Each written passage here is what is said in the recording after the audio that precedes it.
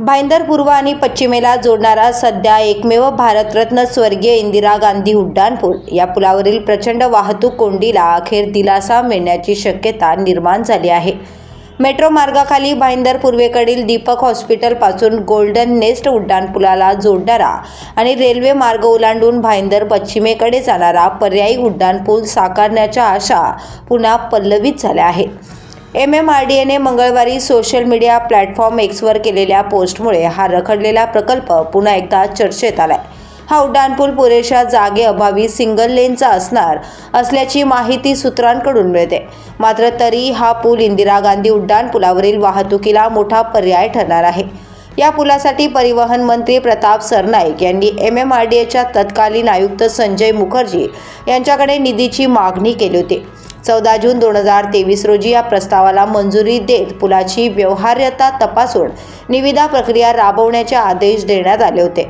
हा उड्डाणपूल साकारल्यास गांधी उड्डाणपुलावरून उत्तनकडे जाणारी वाहतूक वेगळी होणार, तर भाईंदर पश्चिमेकडील वाहतूक या पर्यायी पुलावरून निर्गमित होणार आहे।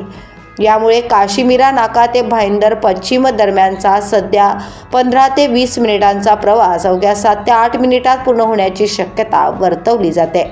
मात्र मांदी तलाव परिसरात उतरण्यात पुरेशी जागा नसणे, यूटर्नसाठी अडचणी तसेच पुलाखाली येणारे महाराणा प्रताप सिंह आणि भारतरत्न डॉक्टर बाबासाहेब आंबेडकर यांचे पुतळे या कारणांमुळे या प्रकरणाचा यापूर्वी विरोध झाला होता। पुतळे स्थलांतरित करण्यालाही संबंधित समाजांनी विरोध दर्शविल्याने हा प्रकल्प काही काळासाठी गुंडाळून ठेवण्यात आला होता।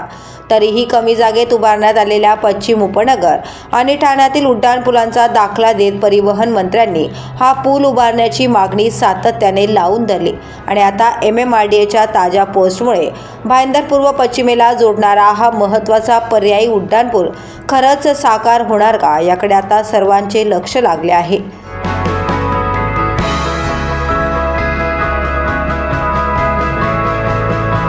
The police news bureau, Mira Bhayandar.